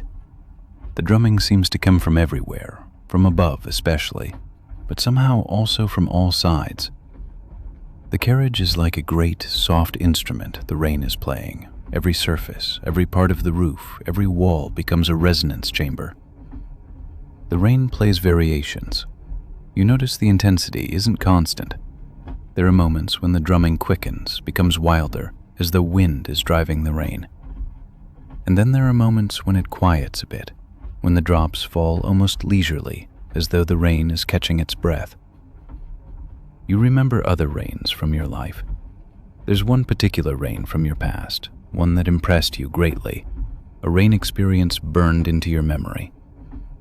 It was also summer, also on a train, but many years ago, You were younger then, restless, and the rain then was fiercer, wilder, more aggressive. The people around you were nervous, tense, some were even afraid. But you were fascinated, hypnotized. You'd pressed your face to the window and tried to find some sense, some rhythm in this chaos of water and light. That rain had taught you that nature isn't always soothing. Sometimes it's wild, uncontrolled, even dangerous. And yet there's something thrilling about it. This rain here is different. It's intense, but it doesn't feel threatening. The train's speed hasn't changed. Everything proceeds normally, quietly, methodically. The rain is simply there, without rage, without intent. It's not raining on you personally, not for any personal reason. It's raining on the whole train, on the whole region, on everything at once. There's something just about that, something democratic. The rain doesn't care whether you're an important person or not. Rain is simply a natural occurrence, a phenomenon, without judgment, without intention. The drumming grows intense again, wilder. The rain must be at its strongest now, most violent. It's hard to imagine more water could fall from the sky, but it seems to be happening. The sound is so dominant now, so all-encompassing, that it truly has driven out everything else. There's only rain and your body here in the carriage, only these two entities. You notice your breathing has adjusted to the rain unconsciously. Your breath grows slower, deeper, synchronized with the waves of drumming and roaring. It's a kind of dance, subconscious, unintended, but actually happening. Your body responds to this rhythm, adapts, relaxes, lets go. Heat and moisture combine now into something that feels almost like a physical embrace. The carriage is like a warm, damp nest. Your skin feels damp, your hair sticks a little to your head. It's uncomfortable and yet strangely pleasant. The rain's intensity begins slowly, very gradually, to ease. It's subtle, barely noticeable, but it's happening. The drops become individually distinguishable again. The drumming grows less dense, less aggressive. The quick flow becomes a more continuous stream, slowing, quieting.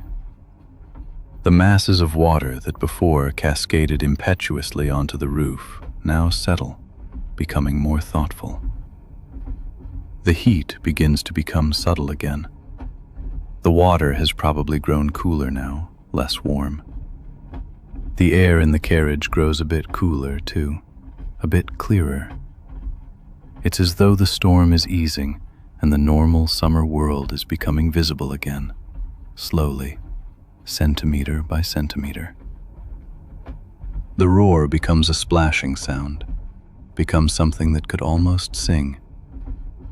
The splashing becomes a regular dropping sound, almost musical, almost rhythmic. The windows grow clear again, become transparent once more. Outside, the world is visible again. Green, gray, green. The trees, the shrubs, the fields, all back in their normal shapes. Your body is so relaxed you barely notice you've almost fallen asleep. The constant drumming, the unbroken roar has carried you away, transported you. You're still here, but you're not here either. You're somewhere in between, in that magical space between waking and sleep, between consciousness and dream. The rain grows quieter and quieter until it's only a soft splashing, a murmuring, a whispering breath.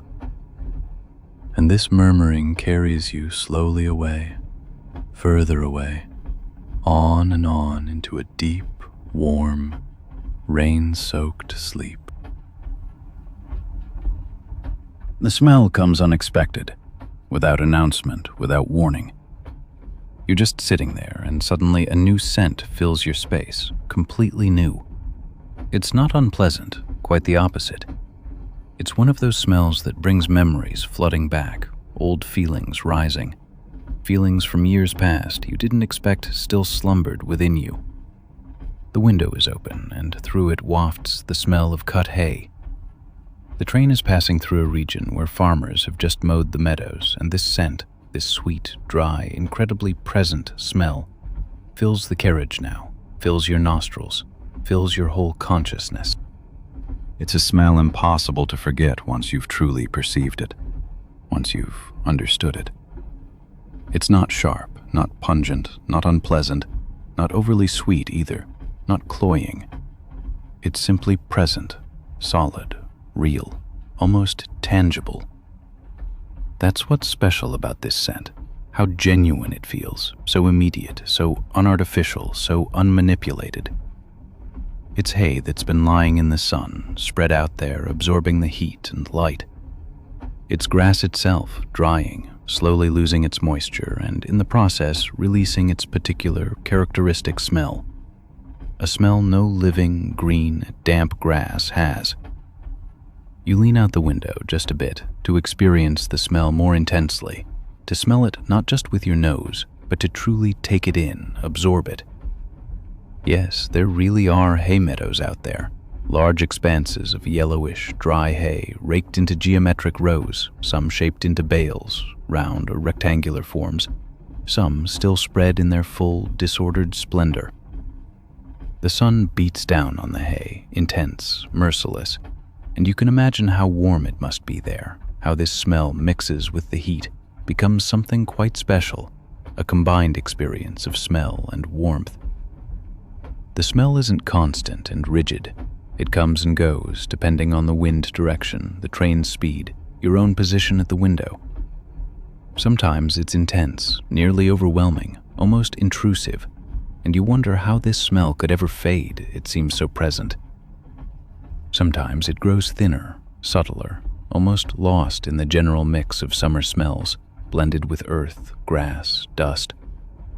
But then a gust of wind comes, a sudden change of direction, and the hay smell is back, more intense than before, as though every meadow simultaneously sent its fragrant waves directly into your carriage. You try to break this smell into its components, analyze it, understand it. What exactly do you smell when you smell hay? There's of course the smell of dried grass itself, that sweetish, grassy tone, immediate and clear. But there are other notes too, subtler layers. There's the smell of earth, of moisture still stored in the hay despite its dryness. There's the smell of sun warmth and dryness itself. You can somehow smell it, this dryness, this heat absorption. There's even something floral, something of wildflowers that grew in these meadows and now are mixed with the grass, shredded, trampled. Clover flowers, perhaps, or valerian, or something else wild growing from a northern European summer meadow. This smell inevitably immerses you in a particular time of your life, an era you'd almost forgotten. You were small, perhaps 8 years old, maybe 9, and you spent a summer in the country with a cousin who lived on a larger farm, somewhere near Bavaria or Austria. The details have blurred. It was August, high summer, and the farmer was bringing in the hay harvest, a traditional, exhausting labor. The smell was stronger then, more direct, unfiltered, because you were closer, right in the middle of it. You remember running barefoot through the just mowed field, feeling the short stubble prickling and scratching under your feet, but somehow pleasant too, somehow right. The smell was everywhere, in every direction, and you felt it was changing something inside you, moving something within, teaching you to understand the world. That farmer cousin back then, he showed you how the hay was brought into the barn, how it was stacked there, layer upon layer, to be fed to animals through the dark winter months. He explained how important good hay is for animals, for horses and cows, how it's their food, their life's foundation in the dark months. It was your first real understanding that agriculture isn't simply technical, isn't just machines and mechanics, but also a rhythm, an interplay with nature, a dance with the seasons. You remember your calves were sore that evening, though you hadn't done anything truly strenuous. The combination of heat, smell, and new impressions had overstimulated your young nervous system. The smell grows even more intense now. The train is passing a particularly large hay meadow, an expansive field that seems endless.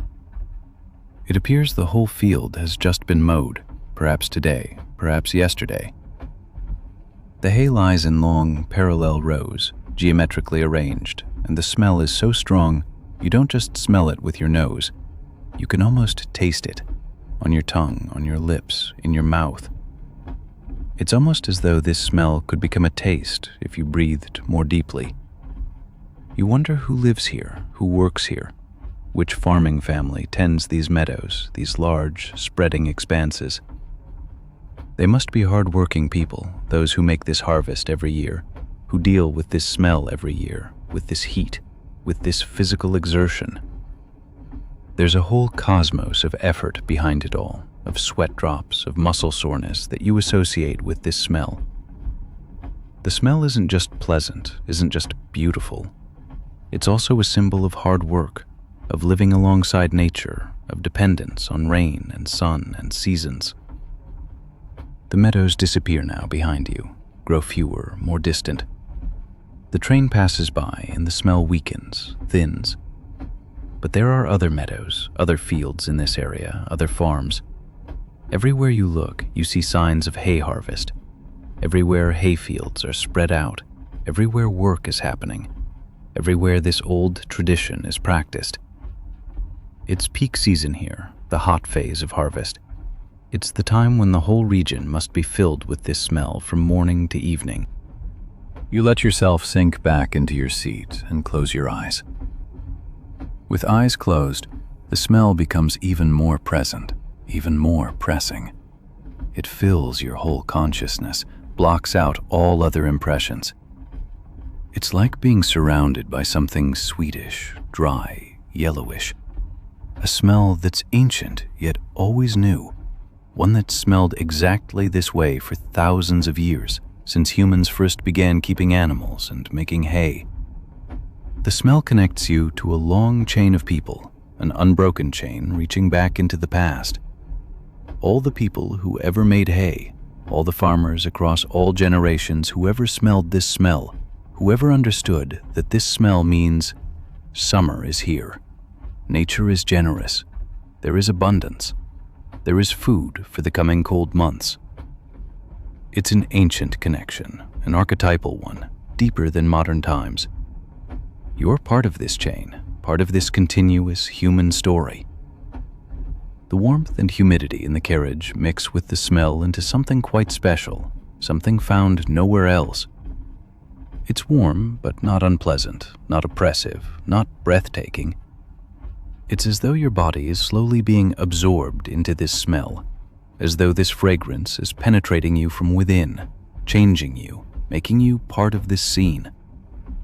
You think about what this hay will become, what fate awaits it. It will be stored in barns, fed to livestock, converted to slurry for biogas plants, processed into thousands of products, perhaps paper, other things. But in this moment, it's only hay on the meadow, nature's raw material waiting to be used. It's most beautiful in this state, most natural, best to smell, most itself. Slowly, the smell weakens, becomes thinner, dilutes. The train carries you further from the hay meadows, from the source. New regions come, new landscapes, probably new smells too. But the hay smell lingers a while longer, remains a bit in the carriage's air, in your clothes, in your hair, on your skin. It's wonderful that a smell can linger so long, even though its source is far behind you now, invisible. The memory of that day on the farm becomes alive again, animated by this smell. You remember more details now that this smell has put you in the right state, ready to remember, open to memories. You remember the meal that evening, the potato soup the farmer's wife made, the farm bread that was hard and juicy. You remember the sounds of the little village in the evening, the crickets singing, the bats flying. One smell has opened an entire landscape of memory. The hay smell grows ever weaker, fades slowly. but it leaves behind a warmth, a coziness, a deep satisfaction within you. And as this smell disappears, as your brain slowly withdraws from it, as the carriage returns to normal air, your body grows heavy, your head begins to nod, and you drift gently away, drifting off into a sleep that smells sweetly of hay. You watch it from the window, this spectacle in the distance, this optical drama at the horizon.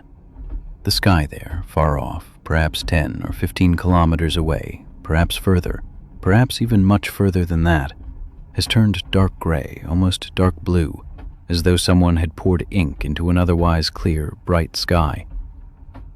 And there, in this darkness, in this wall of shadow, lightning flickers. Electrical lines, trembling arrows of light cutting through the clouds, briefly illuminating everything. It's a real summer storm, but it's not here. It's there, beyond the next ridge of hills, and you watch it from safe distance, from the comfort of your carriage. It's fascinating to observe storms when you're not directly in one, when rain and wind and thunder don't touch you. You search for the next lightning, focus your eyes on the storm wall, try to predict where it will strike.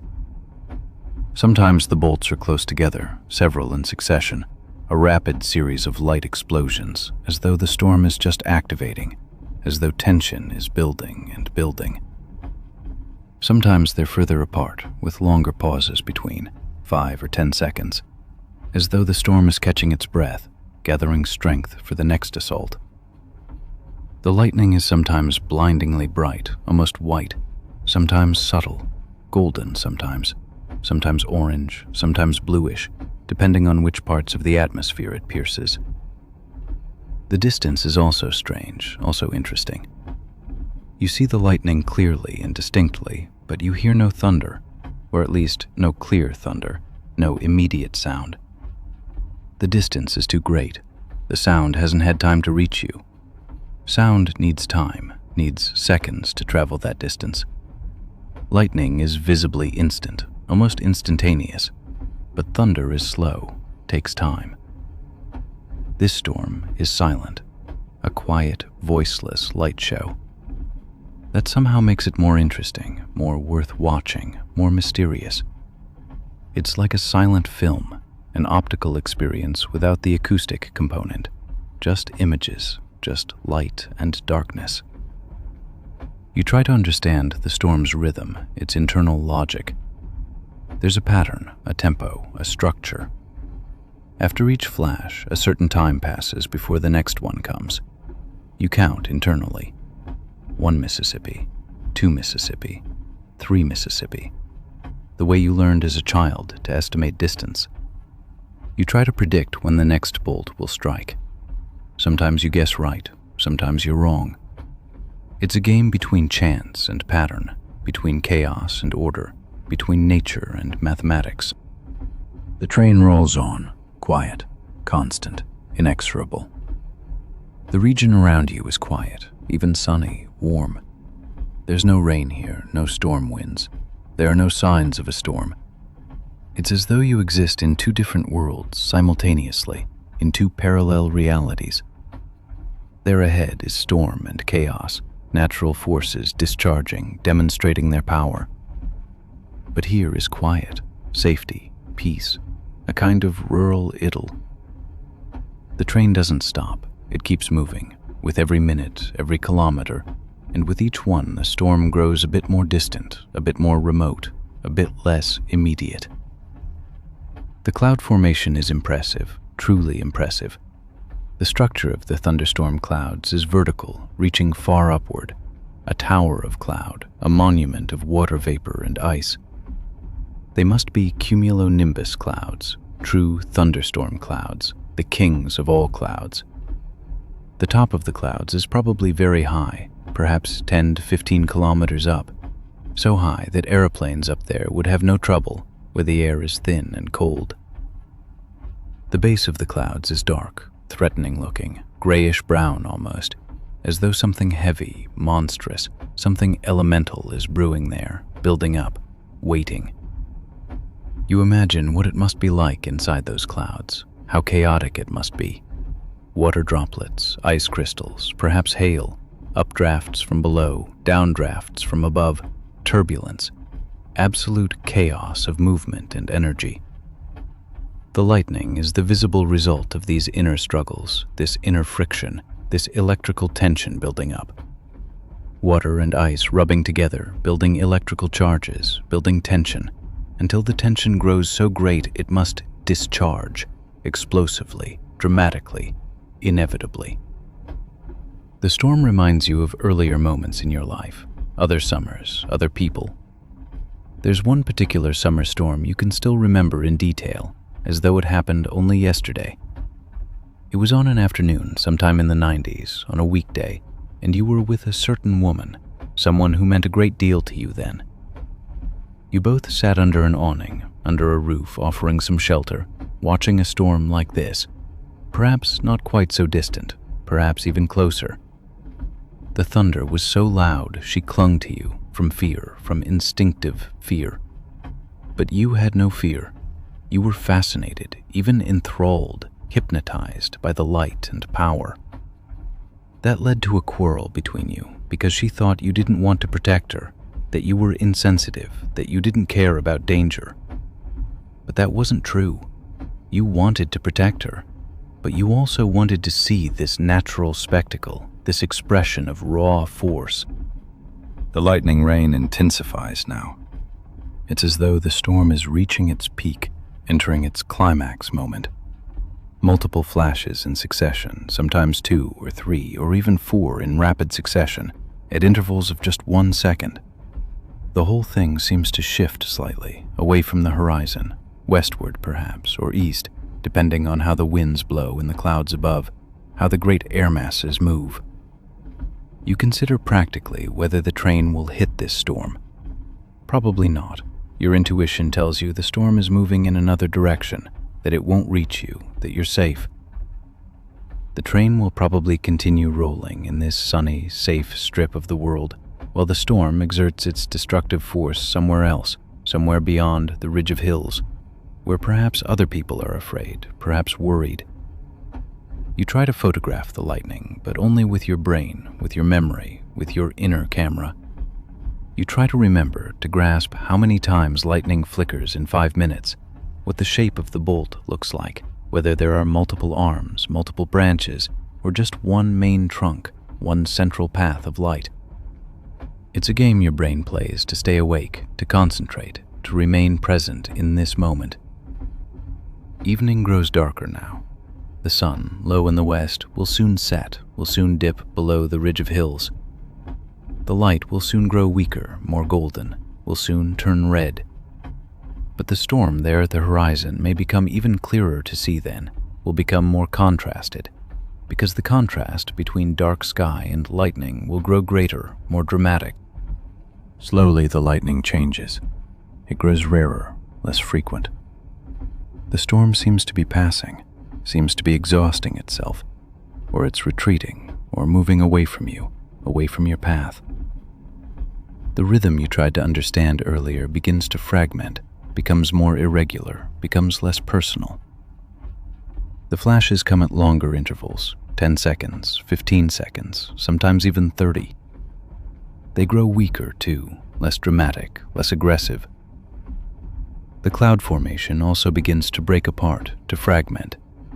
The dense, threatening structure slowly dissolves, widens. The clouds grow thinner, more transparent, less compact. It looks as though the storm really is passing, as though it's exhausting itself, losing its energy, its force diminishing with each passing moment. You realize your body has relaxed without your consciously noticing. Watching the storm had tensed you, your attention focused on that one thing, your pulse probably quickening, your breath faster. But now, as the storm fades, your body relaxes too. Your breath returns to normal, your pulse slows. The memory of that woman from the 90s fades again, slowly back into the past. The storm, then, is long gone. That person is no longer in your life. The relationship ended long ago, broke apart. But the memory of the fascination, of the enthusiasm, of the more intense feeling then, that remains. That's the good thing about memories, that they can store your feelings, that they can preserve moments, even when the people and places are long gone, even when life has moved on. The storm at the horizon grows ever fainter. The flashes grow ever rarer, until finally they disappear completely, dissolving into darkness. The sky there grows brighter again, returns to normal. The dark clouds disperse.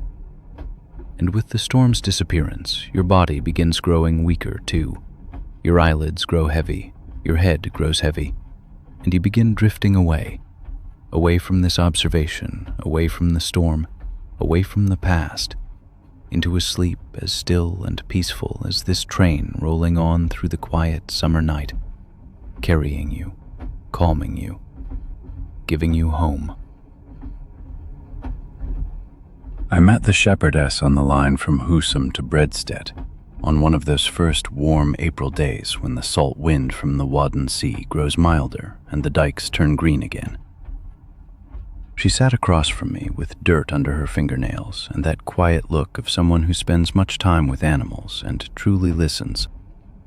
"You know," she said, "when the sheep graze the first grass in spring, it's as though the whole world begins to breathe again.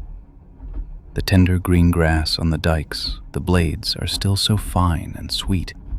The animals know it instinctively. The lambs don't run anymore. They graze concentrated, methodical, as though driven by some deep purpose. In winter, they're thin and hungry, their ribs visible under thick fleece. But when spring comes, it's like a gift from heaven you don't deserve." I asked about her work, and she laughed quietly for a long time. "That's not a profession," she said. "That's a rhythm, the rhythm of seasons and tides. The tide determines everything on the salt marshes of North Frisia. In spring, when the sun stays longer in the sky and no longer dips below the horizon, you have to get up much earlier. The dikes turn green, the terns come back from their long journey to Africa, and suddenly you have 100, 200 mouths to feed, all wanting this tender new grass. But it's easy, you know. The sheep know what they need better than any human ever could." She told of the gulls screaming over the meadows in that refined North Frisian accent, of how the light dances on the water in the ditches when the sun rises over the Wadden Sea. "There's a silence out there on the salt marshes of North Frisia," she said, "that's not really silence at all. It's completely full of sounds if you listen, if you're truly present. The grass under the sheep's hooves sounds like a whisper, the animals breathing in the milder spring light, the wind that sweeps through the dikes spraying salt water everywhere, the cries of the gulls over the flats." She told how she goes out every morning with her dogs, 2 old collies who know what to do, who've known this rhythm for 2 decades. "The dogs know the sheep better than I do," she said with a smile. "They can tell if a lamb is sick just by the way it stands or breathes. In spring, the lambs are wild and crazy, jumping and dancing, and the dogs have to watch that none runs into the ditches, into the cold water that still comes from winter." "What else do you need?" I asked her. She thought for a long time, gazing out the window as the train rattled through the flat landscape. "Patience," she said finally. "Patience and good sleep. The dikes are hard in winter, but in spring everything grows soft. The earth under your feet wakes again. The trees get buds, flowers come, and it smells of damp earth and salt and new life." She showed me a small scar on her hand. "A thorn bush," she said. "It grew too dense. I had to cut it back so the sheep wouldn't get hurt. Just a scratch, but it hurt. But now something new grows there. That's like life, you see. Wounds heal, and something new grows. Again and again, year after year, spring after spring." The train lurched, and she glanced out at the endless flat fields of North Frisia. "I can see my dike over there," she said. "The sheep know now that I'm not there, but they also know I'll come back. They'll rest while I'm gone, and when I return, they'll graze that tender green grass again." She spoke of the connection between a person and their herd, how it's a kind of river, constantly flowing, always moving. "In spring, that river is especially strong," she said. "Everything is hungry, everything grows, everything wants to live. And my job is simply to protect that, to guide this process gently, like still water carrying a river." Her hands were large and weathered, the skin rough from wind and weather, years of work and love for these animals. But her eyes were bright and kind, the eyes of a woman who'd found peace. She said she'd never have great wealth, but she didn't need it. The wealth is in the new lambs, in the first green blades, in the way the sun shines on the Wadden Sea when the tide goes out and the sandbanks appear. I asked how many years she'd been with the sheep. 38 years, she said without hesitation. Since I was 17. That's my whole life. Some people might find that sad, that I've never left, that I do the same work every day. But I don't find it sad. I find it rich. Every day is different, even though it looks the same. Every spring is new, even though it returns. She told of a particularly hard winter 5 years ago. The snow was heavy, feed grew scarce, and 3 sheep died. "I wept then," she said, "not only for the sheep, but for the guilt I carried. Could I have prepared better? Should I have started storing earlier? But then spring came, the new lambs arrived, and grief was overcome by this new hope." "That's nature's wisdom," she said quietly. "Winter and spring, loss and rebirth. You can't have one without the other. And if you try to keep everything always the same, if you leave no room for change, then you lose the beauty of both. I've understood that, in all these decades on the dikes." She showed me a photo in a rucksack, a yellowed picture of a herd of sheep under a rainbow. "That was 20 years ago," she said. "Look, this lamb here, it's now the grandmother of a whole generation. These sheep I care for now, their great-grandmother is in that photo. That's continuity, you see. That's family. That's love passed down from generation to generation. And the animals, they understand that better than we do. They don't think about it. They simply do it." I thought about how few people nowadays are in such direct contact with their roots. The shepherdess had this contact every day. She was rooted in this landscape, in this patch of North Frisia, in this herd. She wasn't lost or confined. She was anchored. And anchoring, I thought, is perhaps the most valuable thing a person can have. The train began to slow. We approached Bredstedt. Through the window, I saw the green dikes, a couple of windmills in the distance, the endless horizon. She stood and slung her rucksack over her shoulders. "Thank you for listening," she said. "Sometimes you need someone to talk to. The silence on the dikes is good, but sometimes a human voice is necessary."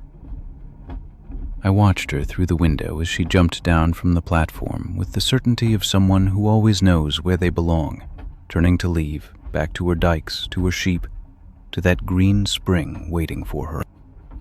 And the train rolls on, wheels rattling in the rhythm of life on the salt marshes, and salt wind blows through the window. And I still smell the scent of fresh grass and damp earth, and my eyes grow heavier.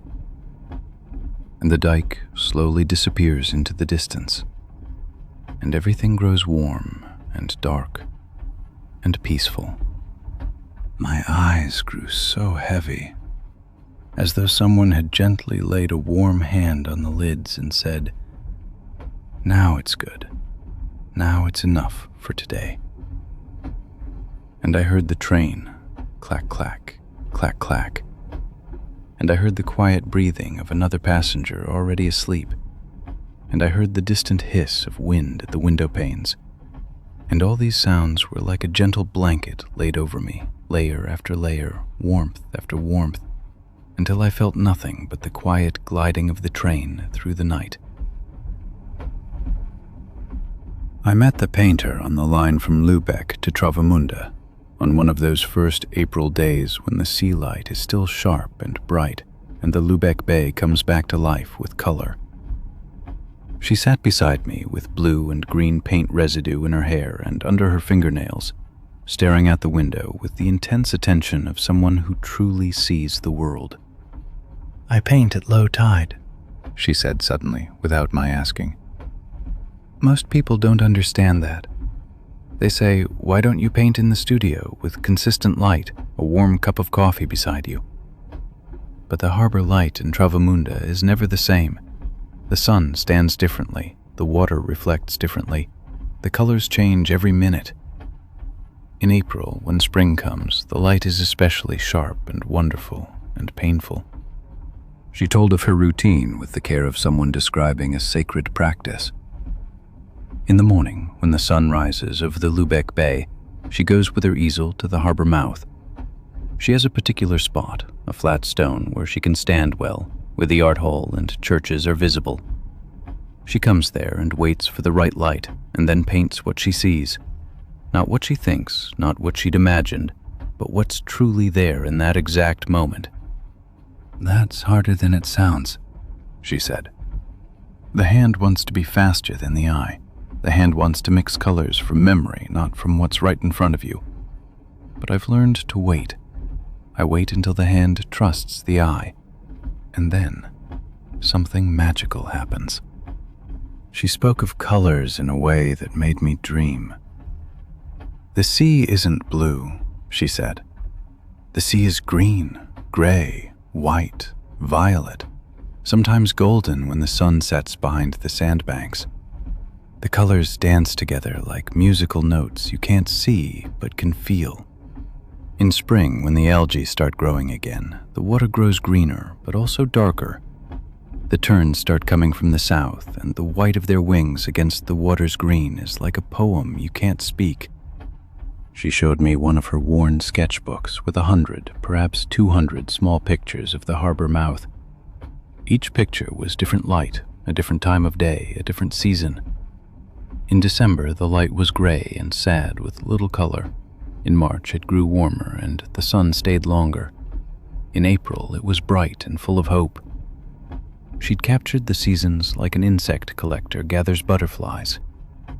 "How long have you been doing this?" I asked. She thought for a long time, as though looking back into the past. 24 years, she said finally. Since I was a young woman with big dreams and a new easel. I moved to Travemünde to paint there, to chase the light. Everyone said I was mad. A painter in a harbor town? Where will you sell your paintings? How will you live? But that wasn't the point. The point was, she said, that I wanted to understand how color really works, how light changes color from minute to minute, how time changes color, how aging changes the quality of color, how emotion changes color, when you paint with joy or with sadness. And the harbor of Travemünde was my perfect classroom. Always the same place, but always different, always new. That was absolutely perfect. She spoke of the ships leaving the harbor into the deep bay. The large cargo ships with their heavy, rusty hulls, the small fishing boats, the white sailing boats in summer. Each ship fundamentally changes the light. Each ship casts a different shadow. She didn't paint the ships themselves. She painted the light the ships changed, the drama of light and shadow. In spring, when the birds returned from their long journeys, the time was especially intense for her. The gulls scream over the water. The terns begin nesting on the sandbanks. The air smells of salt and tar and new life and hope. I paint faster in spring, she said. The light is faster, the colors more alive and urgent. Everything changes very quickly. You have to paint quickly or you miss it. She showed me carefully a large canvas from her rucksack, a kind of portable treasure she carries everywhere. This is a picture of the harbor mouth at sunrise, she said in a voice full of love. I've worked on it for 2 years, poured all these years into it. It's not finished. It will never be finished. Every day I see new colors I'd missed, new tones hidden in the light. The canvas showed the harbor mouth in brilliant colors, red and gold and green and blue and violet, all mixed and layered. It wasn't realistic, and yet it was the most honest picture of Travemünde I'd ever seen. "That's it," I said to her. "That's what you really see. That's the truth of light and color." She nodded slowly, but said nothing. Sometimes silence is the best answer when deeply moved. "That's the beauty, and at the same time, the difficulty of painting," she said. "You're never really finished. You can't capture all the colors. You can't capture time. You can't fix the movement of light in a still picture. But you can try. And in trying, you grow more humble. You see more clearly. You become more present in this world. That's the secret of life, you know. Being present." She told of a special morning 2 months ago, when the sun rose over the flats and it looked as though the whole world was burning. The light was golden and red and orange all at once, like fire. She could barely work fast enough. Her hands trembled from the intensity. In the end, she'd painted a canvas that looked like an explosion, all those colors layering and dancing. "That's the truth about nature," she said. "Nature isn't gentle and quiet the way we think. Nature is wild and explosive and full of color.